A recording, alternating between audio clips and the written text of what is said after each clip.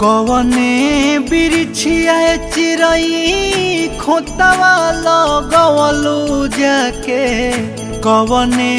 बिरछिया चिरई खोतवा लगवलू जाके सुन कही के आंगना हमारा हो उड़ गइलू पखिया पसार हो।